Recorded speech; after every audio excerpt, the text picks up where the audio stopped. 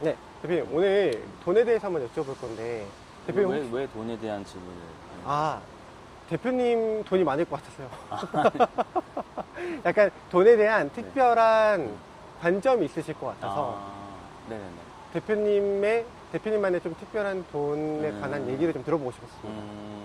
네. 혹시 첫 월급 기억하세요? 기억하죠? 어떠셨어요? 그때는 대기업 다닐 때였고, 네.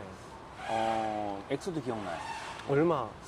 한 400 몇만 원이었던 것 같고. 와, 그래서 그 당시에는 작지 않은 금액이었고, 지금도 큰데요? 그래서 그게 이제 종합상사 다니면서 받았다는 건데, 사실 내가 이 돈을 받아도 되나? 이 생각이 들었고, 왜냐면 하는 일이 없었거든요. 실습사원. 그래서, 뭐 하셨어요? 그러니까 저는 그 종합상사에서 대우 인터내셔널, 지금 네. 포스코 인터내셔널, 거기서 이제 고기 담보대출 심사역이었어요. 아, 그때 네, 말씀하셨죠? 그래서 네. 그렇죠. 근데 신입사원 때는 아무 일도 안 했으니까. 그럼 그때는 내가 이 돈을 받아도 되나? 라고 생각하셨다면 돈에 대해서 이미지가 어떠셨을지. 그러니까 뭐 별 생각이 없긴 했었어요. 네, 돈이라는 게 필요한 약간 소비재이긴 한데 막 그 당시에는 이렇게 막 돈을 많이 벌어야겠다 이런 생각은 없었고 약간 뭔가 사업을 하고 싶다라는 생각이 컸었던 것 같아요. 그때부터요?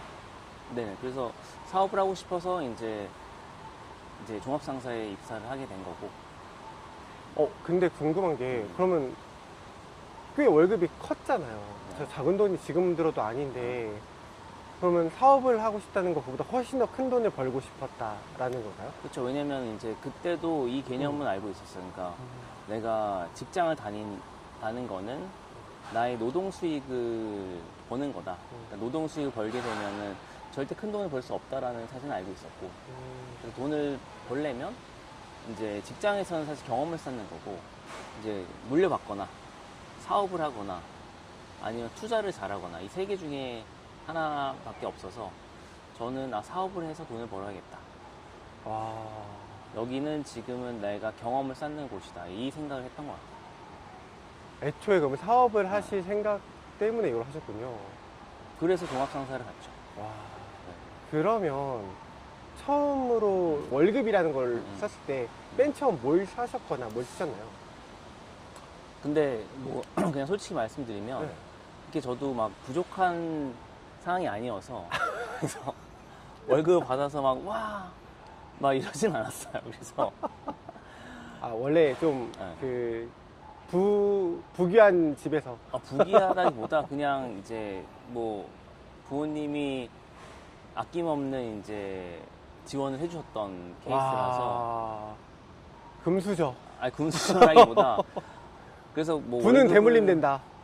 그러니까 월급에 대한 막 그 환상도 없었고 뭐 이걸로 뭐 해야지 이런 생각도 없었던 것 같아요. 그러니까 솔직히 얘기하면 혹시 그냥 네. 그냥 궁금해서 여쭤보면 부모님께서는 어떤. 그러니까 뭐 부모님이 아버지가 이제 안과 의사셨고 그래서 그러니까 뭐 그냥 솔직히 그래서 뭐 월급을 뭐 어떻게 하겠다 근데 그런 생각이 있었어요. 월급을 잘 모아서 재테크를 하자 이런 생각은 없었던 것 같아요. 왜냐면 이걸 티끌 모아 티끌이라는 거를 이제 그때도 월급 400은 티끌이다. 그쵸. 그걸 모아봐야 이제 이거 논란이 될 수 있겠는데요, 이거? 이거 나가도 되나? 이거. 그러니까 모으면은 큰 네. 돈이 되긴 하는데 이제 그거에 따라 제가 어쨌든 제 노동도 갈아 넣어야 되잖아요. 그쵸. 그럼 이게 스케일을 낼 수가 없잖아요.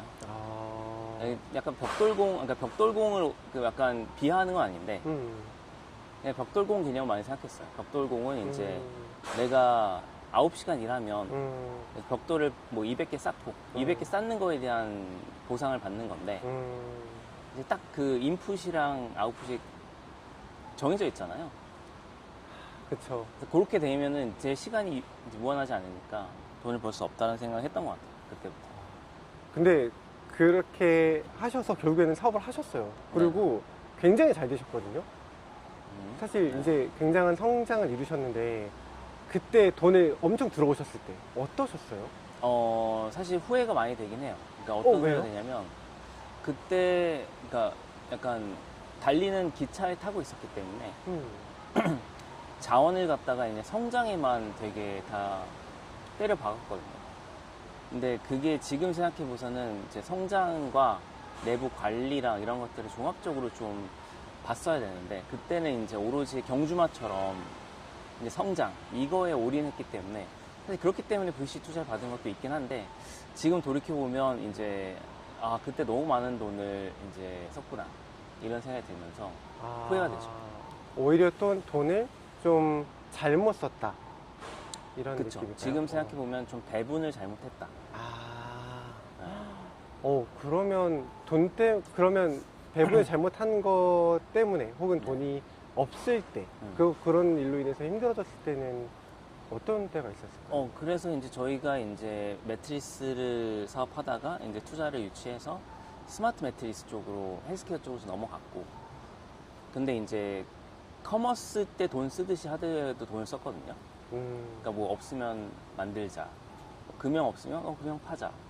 이제 기계가 뭐 오래 걸려, 그럼 우리가 만들자, 뭐 이런 식으로 돈을 쓰다 보니까 이제 마지막에는 제품이, 그리고 이제 그 중에서 이제 소송 이슈도 있다 보니까 그러다 마지막에 돈이 딸렸을 때, 그때 이제 엄청나게 이제 후회가 됐죠. 그때 시간을 단축한다는 명목으로 썼던 돈들이 너무 아쉽더라고요. 가장 힘들었던 그때 이제 돈이 딱 떨어졌을 때 가장 힘들었던 게 무엇이었을까요? 그럴 때 일단 어쨌든 나가던 고정비들 있잖아요. 뭐 사무실도 있을 거고 인건비도 있을 건데, 이제 남아있는 돈, 그리고 쓰는 월번이 있잖아요. 그러면은 생존 시간이 딱 나오잖아요. 그럼 그 시간 안에 이제 이걸 갖다 다시 수면에 올리려면 둘 중에 하나잖아요. 매출을 올리던가 아니면 비용을 이제 없애던가. 근데 저희는 어쨌든 두 개 다 하려고 했는데 마지막에 가서는 비용을 많이 줄였죠. 그러면 이제 어쩔 수 없는 구조조정, 뭐 사무실을 옮기고 이럴 때 이제 되게 힘들었죠. 그때 어떠셨어요? 어떤 감정적이라거나. 근데 뭐 감정적으로 힘들긴 했는데 막 어쨌든 저는 명확한 목표가 있었기 때문에 몇 달 안에 다시 이제 지속 가능한 상태를 만들자, 이런 상태가 있어서 그냥 해야 될 일을 아침에 출근을 했던 것 같아요. 이제 뭐 이거를 정리하면 번이 얼마 준다. 그러면 런웨이 얼마 확보. 이런 식으로 하나하나 체크리스트를 한 20-30개 적어 놓고 출근해서 그냥 하나씩 했던 것 같아요. 그러니까 처음에는 진짜 힘들었는데, 그래서 이제 그때는 막 밤 11시에 나가서 남산 뛰고 막 이랬는데. 그게 그 시간이군요. 네. 근데 이제 이게 한 달 정도 그렇게 몰입해서 하나씩 해결하다 보니까, 그리고 어쨌든 저는 제 모습을 드러냈거든요, 회사에. 그러니까 숨고 싶긴 했는데 하나씩 처리를 하면서 한 달쯤 지나니까 되게 이제 좋아지긴 했어요. 그러니까 모든 게 멘탈도 좋아지고. 근데 뭐 그 대가는 뭐 직원들 구조조정, 뭐 사무실 옮기고 뭐 이런 것들이 이제 쉽지 않았죠. 그때는 돈이 좀 되게 힘들게 느껴지셨을 것 같아요. 그쵸. 힘들다기보다는 약간 혈액이라고 느껴졌어요. 그러니까 사업을 돌리기 위한 혈액. 그러니까 이게 안 돌면은 회사가 죽잖아요. 그러니까 이제 유동성. 그러니까 그때 이제 유동성, 캐시플로우에 대한 개념이 확 들어왔고, 그러니까 저도 처음부터 사실 VC 투자를 받아서 사업을 시작했기 때문에 그런 사업의 기본기가 약했던 것 같거든요. 그러니까 이제 투자 없이 막 100억대 매출하신 분들 보면 그게 엄청나거든요. 예를 들면 얼마를 쓰면 얼마가 나와야 된다. 그러니까 10원 한 장 허투루 안 쓰시거든요. 근데 저는 그런 기본기가 되게 약했던 것 같아요. 그때 이제 이런 재무나 이런 것들을 제가 좀 배우기 시작했죠.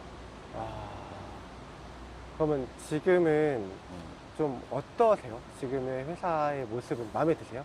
지금은 어쨌든 사이즈 다운을 했고, 그리고 이제 뭐 스마트 매트리스랑 매트리스 사업 두 개가 있는데, 매트리스 쪽에서는 이제 매출과 수익이 내고 있으니까 한결 마음이 이제 편해졌는데, 이제 편해지면 또 단점이 있어요. 단점이 이제 앉으면 눕고 싶고 누우면 자고 싶거든요. 그러니까 되게 안락하잖아요. 이게 전시랑 평시가 있는데, 전시 때는 뭔가 그러니까 목표가 있고 달릴 수 있는데, 이게 약간 안락하게 되면 목표가 흐려질 때가 있는 것 같아요. 그래서 이제 목표를 좀 명확히 하려고 계속 다그치고 있긴 한데, 좋은데 좀 안 좋다? 그러니까 마음은 되게 편안한데, 뭔가 내가 이렇게 물 위에 그냥 떠다녀도 되나? 와. 이런 불안감이 있는 것 같긴 해요. 되게, 특히 이제 주변에 달리고 있는 대표님들 봤을 때 약간 뭐라 해야 되지? 나도 저럴 때가 있었는데? 이런 생각이 들긴 하죠. 그러니까 돈의 확실한 장단점이네요. 이 돈이 약간 돈을 가지고 있어도 안정적인 게 마냥 좋지만은 않다.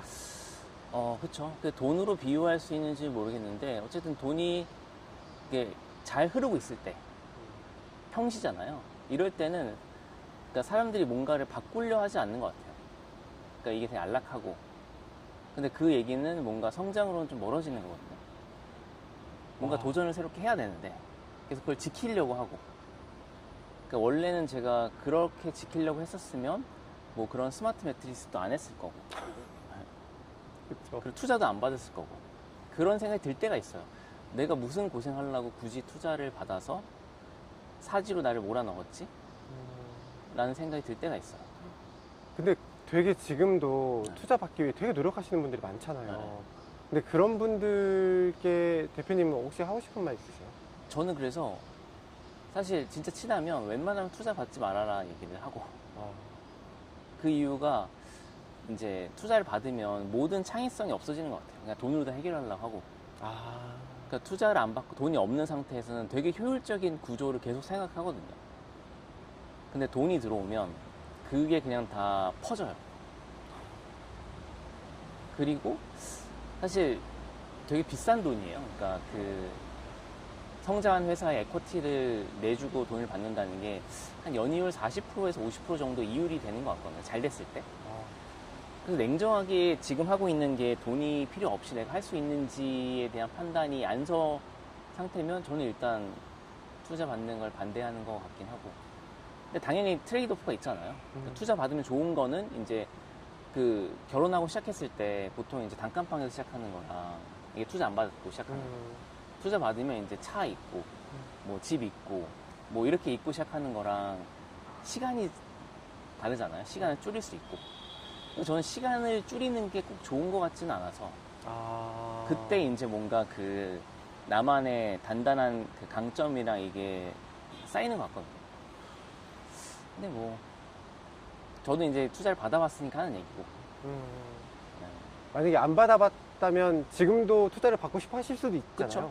그렇죠. 네, 이건 그쵸. 안 해봤기 네. 때문에 안 해본 영역이라서. 그러니까 제일 후회되는 시간이 어쨌든 나는 그냥 사업을 하면 되는데 투자를 하고자 하는 사람, 투자자분들한테 내 사업에 대한 설명을 뭐 이렇게 할까 저렇게 설명할까 고민하면서 썼던 시간들이 아깝긴 해요.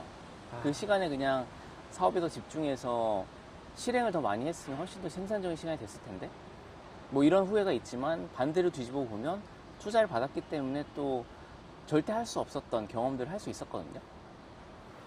그래서 저는 뭐 반반인 것 같아요. 저 이제 투자를 안 받으신 분들한테 물어보면 사실 투자를 받고 싶어서 물어보는 거긴 하거든요. 그렇죠. 대부분은 그러시죠.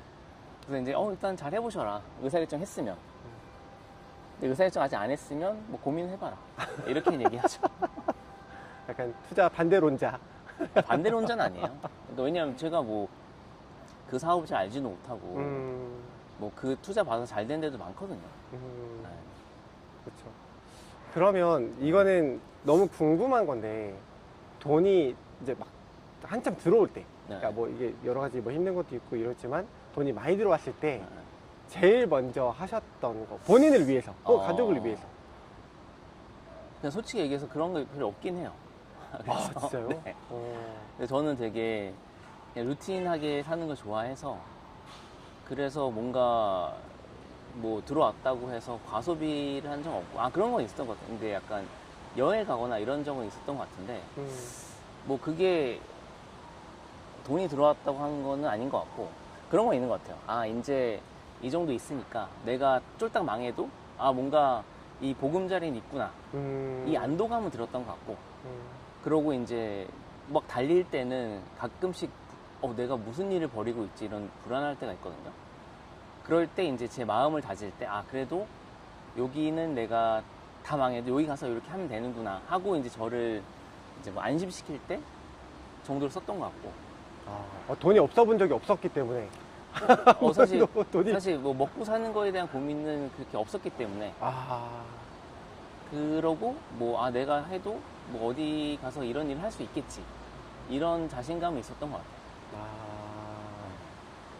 크게 돈 걱정, 그러니까 사업의 퀄리티를 유지하는 게 중요했지. 네. 뭔가 내 개인의 뭐 돈에 약간 많고 적음은 그렇게 크게 막 오지 않아요. 솔직히 그랬던 것 같아요. 그러니까 제 개인적인 거에 대한 고민은 크게 없었던 것 같고 항상 그래서 이제 전 개인이랑 법인을 항상 분리하는 생각을 많이 했거든요.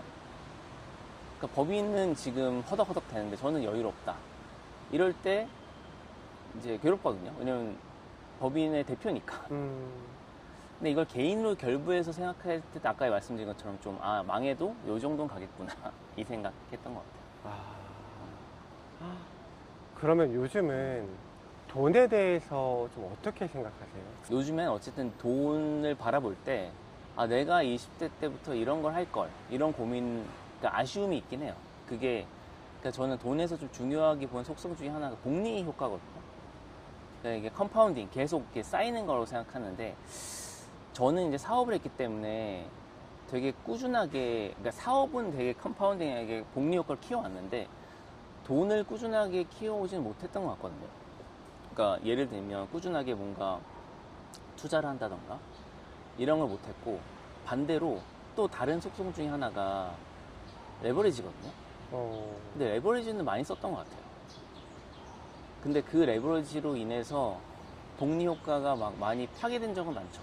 그러니까 뭐 코인을 많이 잃었어요. 코인도 많이 잃고. 얼마? 하여튼 수억을 잃었어요. 수억을 잃었는데 그럴 때 이제 복리로 쌓아놨던 것들이 다 없어졌던 것들이 아쉽고.